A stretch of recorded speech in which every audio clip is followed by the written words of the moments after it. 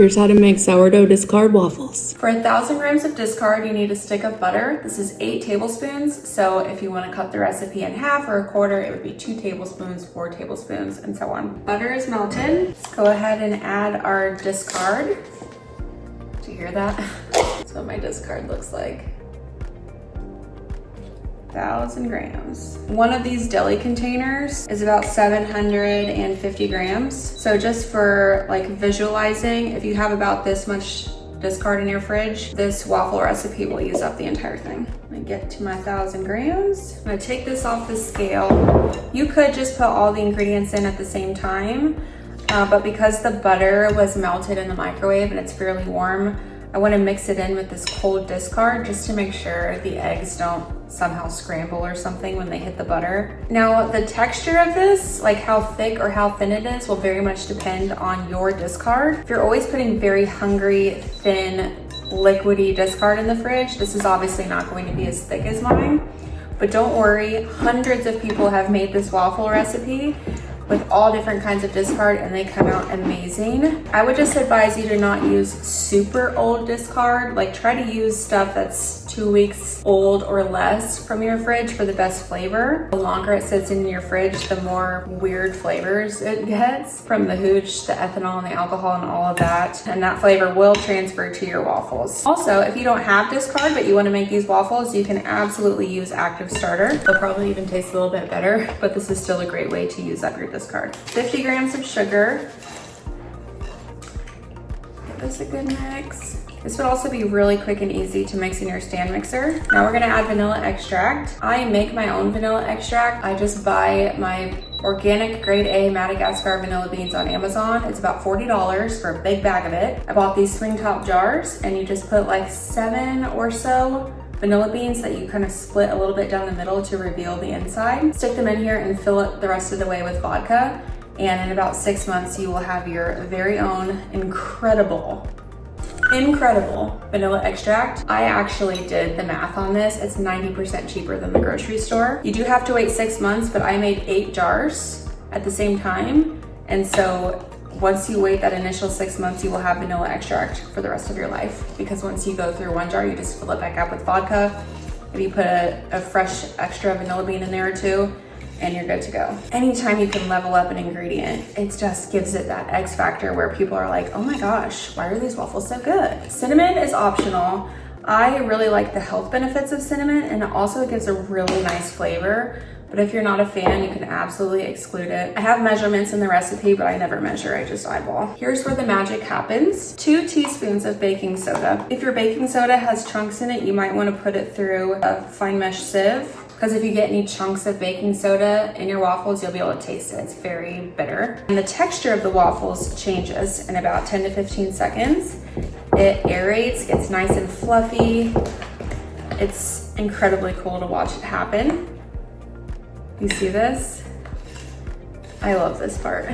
Is this not the coolest thing you've ever seen? It's like clouds.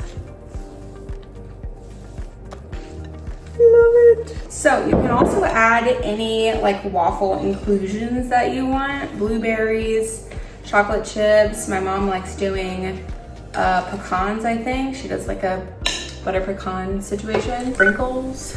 My kids really like chocolate chip, but my husband does not like it when they eat chocolate chip waffles in his truck on the way to school. So I do some plain and then some chocolate chip for when we're here at home. I wish I had a spray thing, but I'm out and I keep forgetting to buy some. So I'm gonna try this. This is just olive oil on a, it's about a half cup per thing. And I have the heat on the highest setting. This waffle maker has 7 heat settings, 1 through 7, and I do the highest setting. I let it go through its full cycle and then I check on them, and I usually have it go through like half of another one to make sure that the outside gets nice and crispy. These waffles are crispy on the outside and fluffy on the inside. They are so good. So many people have said they're the best waffles they've ever had. I feel like they check all the boxes. This is, I think, the best recipe that I have ever made. It's all spilling out the back, of course. Maybe a little less than a half cup. Okay. Still not quite Let me keep going. Okay, this is better. We've got some color on the top. That's great. Just like that, 4 waffles are done. Let's get our next batch going. Do a little less than a half cup this time. Try to get it to not spill over. Well, I did too much in that one in the back.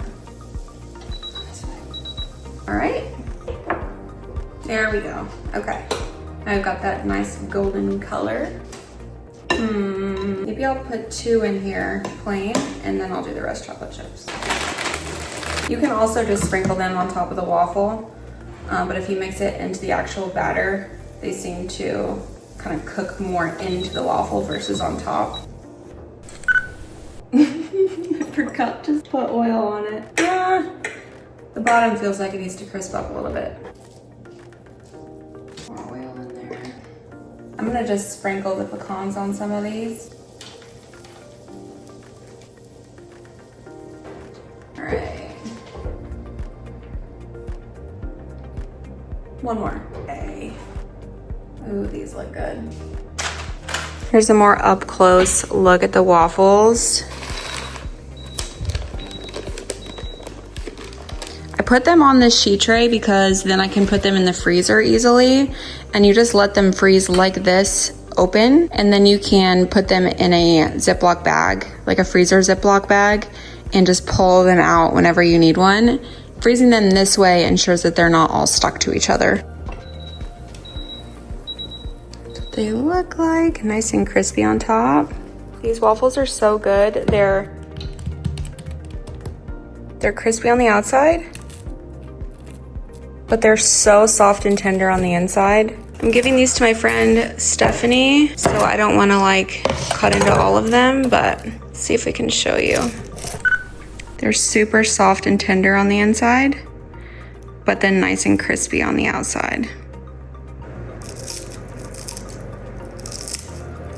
They're so good. Oh my God, so good.